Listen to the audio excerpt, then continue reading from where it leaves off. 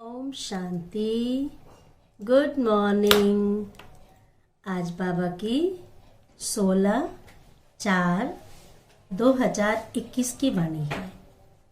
आज बाबा ने सुनाया कि बच्चे रमणीक बनो, सुखे सन्यासी नहीं बनो। जैसे बाप रमणीक है तो बच्चों को भी रमणीक होना चाहिए। और रमणीक बनने का तरीका बाबा ने कहा, अलफ की याद। सिर्फ बाप और वर्षे को याद करो तो खुशी मिलेगी, खुशी मिलेगी तो उदासी भाग जाएगी। जैसे देवताओं के लिए दिखाते हैं कि देवताएं सदैव खुश रहते थे। कभी भी आपने नहीं देखा होगा कि देवताएं कभी मुरझाए हुए हो, कभी उदास हो, कभी निराश हो, कभी परेशान हो। क्यों? इनकी विशेषता के कारण भक्त लोग भी, दुखी आत्माएं भी उस रमणीकता को ढूंढते हुए, उस खुशी को ढूंढते हुए देवताओं के पास मंदिरों में जाते हैं। तो बाबा ने कहा, ऐसे झुकते कहाँ है? पवित्रता के सामने। जहाँ पवित्रता है, सत्यता है, वहाँ हर कोई झुकता है। तो अभी हम सुनेंगे बाबा की वाणी। सार है मीठे बच्चे, अलफ और बे को याद करो। अलफ और बे को याद करो तो रमणीक बन जाएंगे।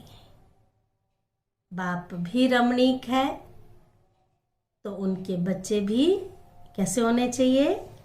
बाप रमणीक है तो बाप के बच्चे भी कैसे होने चाहिए? रमणीक होने चाहिए। प्रश्न है, देवताओं के चित्रों की कशिश सभी को क्यों होती है? क्यों भागते हैं लोग मंदिर में देवताओं के पास? उनमें कौन सा विशेष गुण है? क्यों कशिश होती है और कौन सा विशेष गुण है? दो बातें थी। इसका बाबा ने कहा, देवताएं बहुत रमणीक और पवित्र हैं, इसलिए कृष्ण को भी दिखाते हमेशा नटखट बाल रूप खेल पाल करता हुआ। तो बाबा ने कहा, देवताएं बहुत रमणीक और पवित्र हैं। रमणीकता के कारण उनके चित्रों की भी कशिश होती है, जड़ चित्रों की भी कशिश होती है। देवताओं में पवित्रता का विशेष गुण है, जिस गुण के कारण ही पवित्रता का गुण है, जिस गुण के कारण ही अपवित्र मनुष्य झुकते रहते हैं। रमणीक वही बनते हैं, ध्यान से सुनेंगे, रमणीक वही बनते हैं जिनमें सर्व दैवी गुण है, जो सदा खुश रहते हैं। धारणा के लिए मुख्य सार है, बाबा ने पहले पॉइंट सुनाई, अभी हम वनवाह में हैं, इसलिए बहुत बहुत साधारण रहना है। जब वनवाह में होते हैं तो कोई साज श्रृंगार नहीं करते, सिंपल रहते हैं। कोई भी देह अभिमान का व कपड़ों आदि का नहीं रखना है। बाबा ने कहा, एकदम वनवा में रहना है, न तो किसी भी प्रकार का देहाभिमान हो और ना ही वस्त्रों का शौक हो। कईयों को ना वस्त्र पहनने का, नया नया लेने का शौक होता है।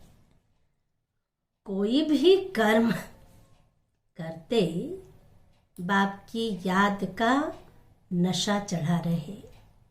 कोई भी कर्म करते बाप की याद का नशा चढ़ा रहे।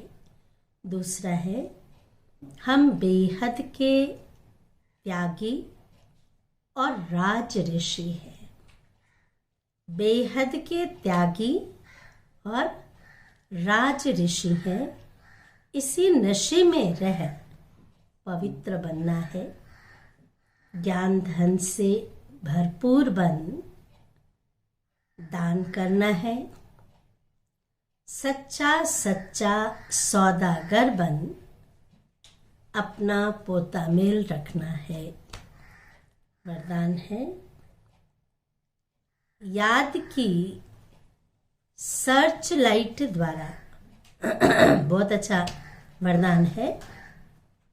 याद की सर्च लाइट द्वारा वायुमंडल बनाने वाले विजयी रतन भव। विस्तार है, सर्विसेबल आत्माओं के मस्तक पर विजय का तिलक लगा हुआ ही है। जो सर्विसेबल आत्माएं हैं उनके मस्तक पर विजय का तिलक लगा हुआ ही है। लेकिन जिस स्थान की, ये वाली लाइनें ध्यान से सुनेंगे, लेकिन जिस स्थान की सर्विस करनी है उस स्थान पर पहले से ही सर्च लाइट की रोशनी डालनी चाहिए। समझो कहीं हम सेवा के लिए जाते हैं, कई ऐसे स्थान होते हैं जो बड़े कलराठी होते हैं, उपजाऊ भूमि नहीं होती है, मनुष्य आत्माएं बड़े कट्टर होते हैं। लेकिन उसके लिए बाबा ने कहा, उस स्थान की सर्विस करने के लिए पहले से ही वहां सर्च लाइट डालनी है। याद की सर्च लाइट से ऐसा वायुमंडल बन जाएगा जो अनेक आत्माएं सहज समीप आ जाएंगी। फिर कम समय में सफलता 1000 गुना होगी। इसके लिए दृढ़ संकल्प करो कि हम विजयी रतन हैं। क्या संकल्प करो? दृढ़ संकल्प करो कि हम कौन हैं? विजयी रतन हैं। तो हर कर्म में विजय समाई हुई है। स्लोगन है, जो सेवा स्वयं को व दूसरे को डिस्टर्ब करे, जो सेवा, ध्यान से सुनना ये लाइन, स्वयं को व दूसरे को डिस्टर्ब करे वो सेवा नहीं, बोझ है। और बोझ वाला व्यक्ति कितना भी बड़ा बड़ा काम कर देगा, लेकिन सफलता सेवा की कभी भी नहीं मिल सकती है। ये थी आज की वाणी। अच्छा, ओम शांति, ओम शांति, ओम शांति।